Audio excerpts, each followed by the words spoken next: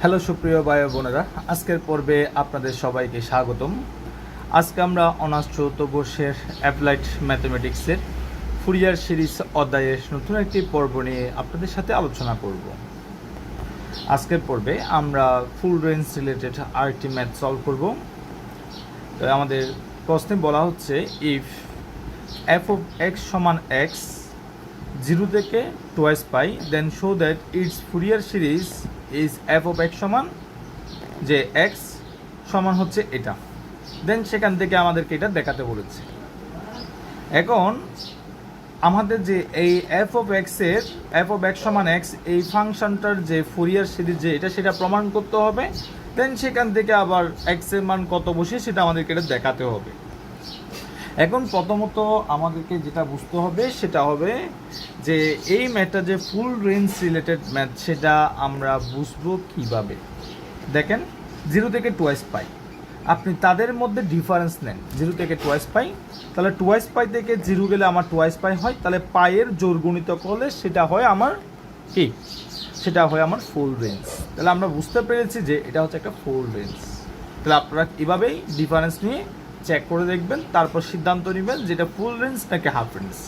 আর full range কি বা সেটার ফুরিয়ার সিরিজ কী ছিল বা ফুরিয়ার সহগগুলো কী ছিল সেটা কিন্তু আমরা প্রথম লেকচারে আপনাদের সাথে আলোচনা করেছি। সেটা কিন্তু আশা করি আপনারা সেই লেকচারগুলো দেখে এসেছেন, আশা করি সেটা আপনারা জানেন। অথবা আজকের পর্ব আমরা সেই ফুরিয়ার ধারাটা লিখে দিব, আমরা আবারও দেখতে পাবো। তাহলে আমরা বলে যে সলিউশনে প্রথমে বলবো গিভেন দ্যাট দেওয়া আছে, গিভেন দ্যাট আমার এফ অফ এক্স সমান হচ্ছে এক্স, সেটা আমরা বলবো এফ অফ এক্স সমান হচ্ছে এক্স। লেট মনে করি আমার Fourier series of function of X, F of X এর Fourier series in the interval 0 থেকে 2 পাই। এই যে 0 থেকে 2 পাই ইন্টারভেলের মধ্যে আমার এফ অফ এক্স সমান, অর্থাৎ এই ইন্টারভেলটা হচ্ছে ফুল রেঞ্জের যে ফুরিয়ার দ্বারাটা ছিল সেটা হচ্ছে আমাদের n0/2 plus summation of n equals two, এটা কিন্তু আপনাদেরকে লেকচার 2 বা নাকি 3 তে সেটা কিন্তু আপনাদেরকে প্রমাণ করে দিয়েছে। আশা করি আপনারা সিরিয়ালি ক্লাসগুলো দেখলে উপকৃত হবেন। Summation of n equals to 1 tough to infinity আমার an cos nx plus bn sin nx, এটাকে আমরা দিব 1 নাম্বার সমীকরণ। এই ফুরিয়ার দ্বারা যে ফুরিয়ার সহগগুলো ছিল a0 an bn তাদেরকে একটু পরিচয় করিয়ে দিতে চাই। হোয়ার a0 সমান 1/পাই ইন্টিগ্রাল সাইন অফ 0 থেকে 2 পাই আমার এফ অফ এক্স কী হবে, dx হবে, এটাকে দিব 2 নাম্বার সমীকরণ। দেন আমরা an সমান লিখব 1/পাই ইন্টিগ্রাল সাইন অফ 0 থেকে 2 পাই আমার এখানে an এর সাথে cos গুণ আছে, তাহলে এফ অফ এক্স এর সাথে আমার cos গুণ হবে, সাথে হচ্ছে আমার dx, এটাকে দিব আমরা 3 নাম্বার সমীকরণ। এরপর দেন এন্ড আমরা লিখব যে bn সমান 1/পাই ইন্টিগ্রাল সাইন অফ 0 থেকে 2 পাই আমার bn এর সাথে সাইন গুণ আছে, এই জন্য bn যখন আমরা পাবো তখন আমরা এফ অফ এক্স এর সাথে আমরা সাইন গুণ করব, সাইন nx dx, এটাকে দিব আমরা 4 নাম্বার সমীকরণ। এরপর আমরা কি করে থাকি, a0 an bn অর্থাৎ 2 নাম্বার 3 নাম্বার 4 নাম্বার সমীকরণ ক্যালকুলেশন করে a0 এর মান an এর মান bn এর মানগুলো বের করে আমরা 1 নাম্বারে বসিয়ে দিলে আমরা ফুরিয়ার দ্বারাটা আমরা পেয়ে যাই। তাহলে আমরা সেমভাবে সেই কাজগুলো এখন করব যে 2 নাম্বার 3 নাম্বার 4 নাম্বার সমীকরণ থেকে a0 an bn এই রেজাল্টগুলো আমরা বের করতে চাই। তাহলে আমরা এখন বলবো যে ফ্রম 2 নাম্বার সমীকরণ থেকে আমরা পাই, ফ্রম টু উই গেট আমরা পাই যে a0 সমান 1/পাই। 2 নম্বর সমীকরণ থেকে আমরা এটা পাচ্ছি 0 থেকে 2 পাই আমার এফ অফ এক্স সাথে হচ্ছে আমার dx, তাহলে 1/পাই ইন্টিগ্রাল সাইন অফ 0 থেকে 2 পাই আমার এফ অফ এক্স সমান কী ছিল, এক্স ছিল, সাথে হচ্ছে আমার dx, তাহলে 1/পাই এক্স টু দি পাওয়ার 1 অর্থাৎ x to the power n এর formula, integration of x to the power n এর ফর্মুলা ছিল x to the power n plus 1 divided by n plus 1 যোগজীকরণ ধ্রুবক প্লাস c। তাহলে আমরা এখানেও সেমভাবে সেই সূত্রটা ইউজ করব। তাহলে আমরা পাবো x²/2, কারণ x⁴ 1 n এর মান 1 বসালে x⁴ 1 + 1 / 1 + 1, আমরা এটাই পাচ্ছি। এরপর দেন আমরা এখানে লিমিটটা বসিয়ে দিব 0 থেকে 2s পাই। এরপর 1/π, আপনি চাইলে 2টাকে বের করে নিয়ে আসতে পারেন। এখানে থাকলো x² 0 থেকে 2s পাই, তাহলে আমরা পাচ্ছি 1/2 পাই। x এর জায়গায় আমরা যদি 2 পাই বসাই তাহলে আমরা পাবো 2π² মাইনাস x এর জায়গায় 0 বসালে আমরা 0ই পাবো। তাহলে এখান থেকে আমরা যে রেজাল্টটা পাচ্ছি তাহলে 1/2s পাই ইন্টু কত হবে 2 × 4 4π² আমরা পাচ্ছি, তাই না? এখানে আমরা যদি ক্যালকুলেশন করি তাহলে আমরা পাবো যে 2π, 4 দিয়ে কাটলে 2 হবে, পাই একটা চলে যাবে 2π। তাহলে আমরা ফাইনালি আমরা অ্যানোটের যে রেজাল্টটা আমরা 2 নম্বর সমীকরণ থেকে পেয়ে গেলাম। এবার আমরা যে কাজটা করব সেটা হচ্ছে 3 নম্বর সমীকরণ নিয়ে কাজ করে n এর রেজাল্টটা আমরা বের করতে চাই। তাহলে আমরা বলবো ফ্রম 3, অর্থাৎ 3 নম্বর সমীকরণ থেকে আমরা পাই আমরা পাচ্ছি যে আমার n সমান 1/π ইন্টিগ্রাল সাইন অফ 0 থেকে 2s পাই f(x cos nx) সাথে হচ্ছে dx, আমরা এটা পাচ্ছি। তাহলে f(x) সমান আমার কি ছিল?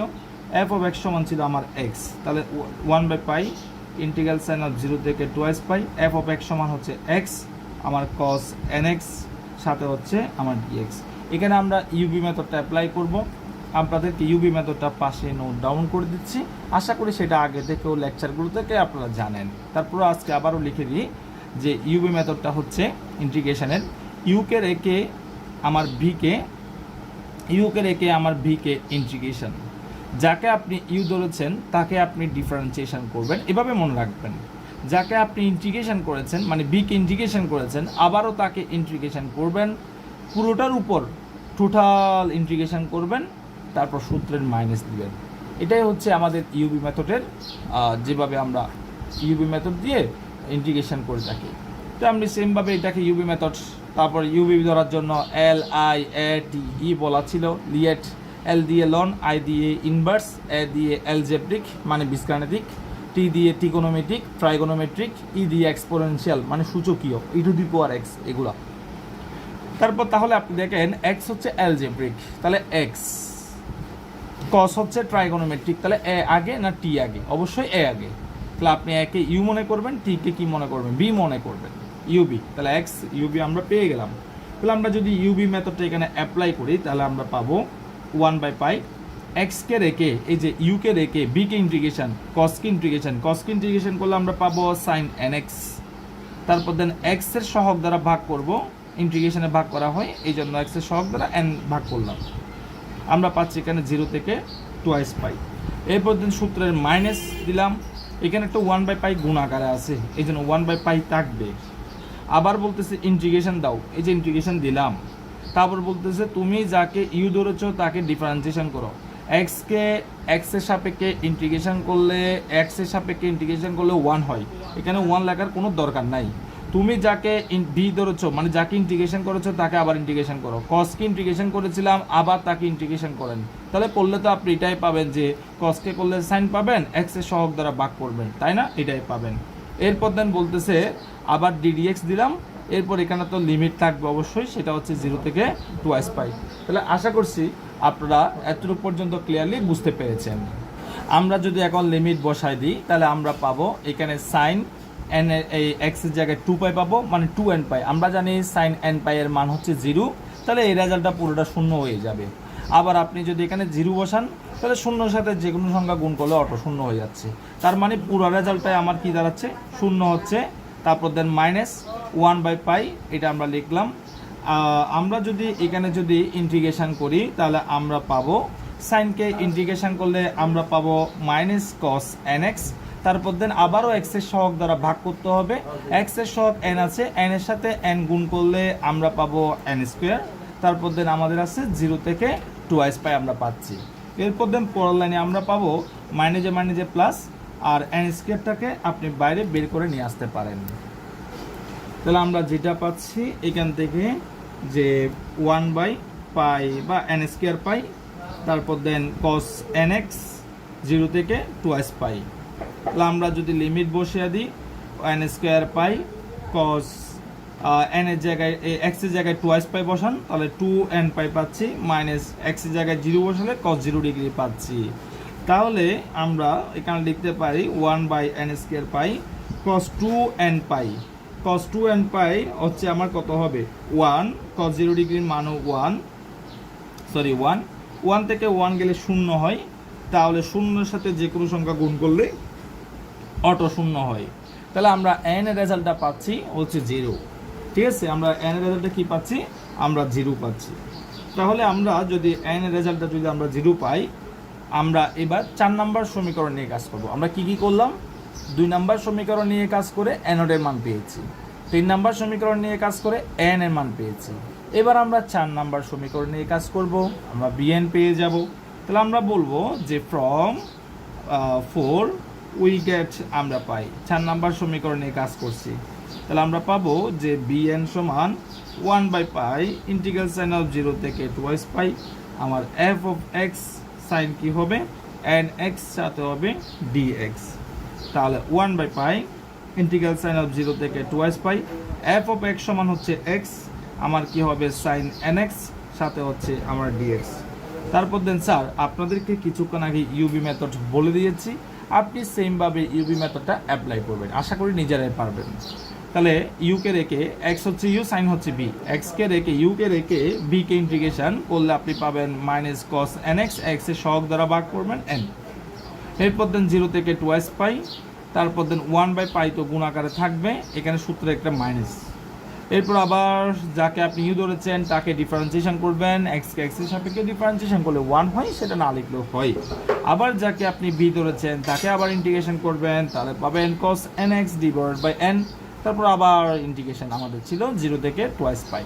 ঠিক আছে, আশা করি আপনারা সেটা বুঝতে পেরেছেন। এরপর দেন আমরা যেটা পাচ্ছি এখান থেকে আমরা কি পাচ্ছি, মাইনাসটাকে সামনে নিয়ে আসেন, তাহলে 1/পাই n আমরা পাচ্ছি। তারপর দেন এখানে x এর জায়গায় 2 পাই বসালে আমরা 2 পাই পাচ্ছি, n ও নিয়ে আসছি। তারপর x এর জায়গায় 2 পাই বসালে আমরা পাবো cos 2n পাই, তাই না? হ্যাঁ।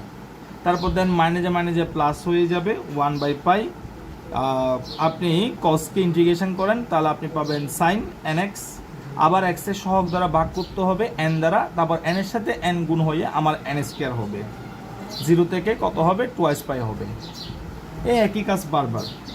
তাহলে এখান থেকে আপনারা bn এর যে রেজাল্টটা পাবেন, দেখেন আমার পাই চলে যাবে, তাহলে মাইনাস 2 আসবে, নিচে n আসবে, 2n পাই এর মান তো 0, cos 2n পাই এর মান হচ্ছে 1, এই যে 1 না লিখলেও চলে, প্লাস আপনি যখন এখানে পাই বসাবেন 2 পাই, তাহলে আপনি sin n পাই একটা রেজাল্ট পাচ্ছেন, sin n পাই এর মান হচ্ছে 0, যখন 0 বসাবেন cos 0 ডিগ্রির মানও 0, তাহলে আমরা পুরো রেজাল্টটা 0 পাচ্ছি লিমিট বসালে। তাহলে আমরা তো এখান থেকে bn এর যে রেজাল্টটা পাচ্ছি -2 ডিভাইডেড বাই n। তাহলে বর্তমানে আমরা a0, an, bn তিনটা রেজাল্ট আমরা কিন্তু জানি। তাহলে তিনটা রেজাল্ট আমরা যদি জানি, তাহলে আমরা এখন সেই তিনটা রেজাল্ট কোথায় বসিয়ে দিব, 1 নাম্বার সমীকরণে বসিয়ে দিব। তাহলে আমরা লিখব যে putting the values of a0, an and bn in 1 we get আমরা পাই f of x সমান হচ্ছে, আপনারা সেই মানগুলো 1 নাম্বার সমীকরণে বসিয়ে দিবেন, তাহলে আপনারা যে রেজাল্টটা পাবেন half into 2 pi minus 2 into summation of n equals to 1 tough to infinity, আমার সাইন nx সাথে ডিভাইডেড বাই n। এখান থেকে আমরা f অফ x সমান পাচ্ছি, বা f অফ x সমান কি ছিল প্রশ্নে দেওয়া ছিল x, তাহলে সেখান থেকে আমরা পাচ্ছি 2 চলে যাবে, আমার pi minus 2 into summation of n equals to 1 tough to infinity, আমার sine nx divided by n। এটাকে আমরা দিব 5 নাম্বার সমীকরণ। দেখেন আমাদেরকে প্রশ্নের মধ্যে যেটা প্রমাণ করতে বলছিল যে ফুরিয়ার ধারাটা, সেটা কিন্তু আমরা পেয়ে গেছি, যেটা আমাদের দেখাতে বলেছিল সেটা কিন্তু আমরা কি পেয়ে গেলাম, এটা আমরা পেয়ে গেছি। এখন আপনি যে বর্তমানে 5 নাম্বার সমীকরণ বা এটাই তো পেয়েছেন, এখানের মধ্যে কত বসালে যে এটা হবে সেটাকে আপনি একটু চিন্তা করতে হবে। দেখেন আপনি এক্স এর এখানে পাই বাই 2 বসান, সাইন পাই বাই 2 এর মান হচ্ছে কত 1। দেখেন তো লবের মধ্যে সবগুলো 1 আছে কিনা। তাহলে এক্স এর মান কত বসালে এই যে এইটা মিলবে সেটা আপনাকে একটু চিন্তা করে এখানে বসাতে হবে।